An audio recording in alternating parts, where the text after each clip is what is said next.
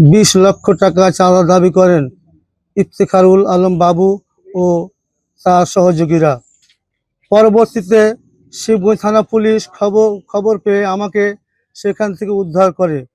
এই ঘটনায় আমি 22/4/2026 তারিখে জেলা শিক্ষা অফিসে লিখিত একটি অভিযোগ দাখিল করি। এরপর থেকে আমি মাদ্রাসায় আসা যাওয়া করতে পারছি না, এমনকি আমাকে প্রাণনাশের হুমকি দিয়ে আসছে তারা।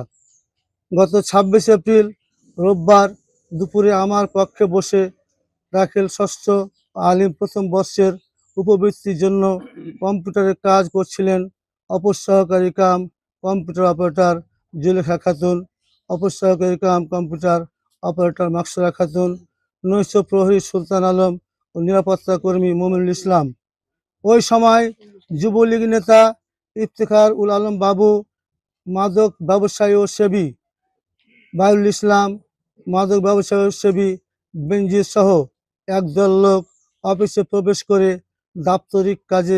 দাপ্তরিক কার্যক্রম বন্ধ করে দেন। পরবর্তীতে অকথ্য ভাষায় গালিগালাজ করে কর্মচারীদের লাঞ্ছিত করেন এবং কর্মচারীদের অফিস থেকে বের করে দিয়ে আমার কক্ষে তালা লাগিয়ে চলে যায় তারা। গত 26 এপ্রিল হতে অদ্যাবধি তালাবদ্ধ রয়েছে। ইহা এক ধরনের মব সৃষ্টি করেছে তারা।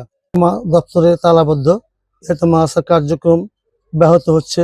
বর্তমানে আলিম শ্রেণী ও ষষ্ঠ শ্রেণীর উপবৃত্তি রেজিস্ট্রেশন কার্যক্রম চলছে, তা করা সম্ভব হচ্ছে না।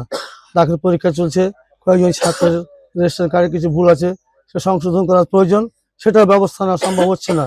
আমি যেহেতু অফিস যেতে পারছি না, সেহেতু দ্রুত ভিত্তিতে জরুরি ভিত্তিতে এটি আইনানুগভাবে সমাধান হওয়া মনে করি এবং আমি সাংবাদিকবৃন্দ, প্রশাসনবৃন্দ এর সার্বিক সহযোগিতা কামনা করছি।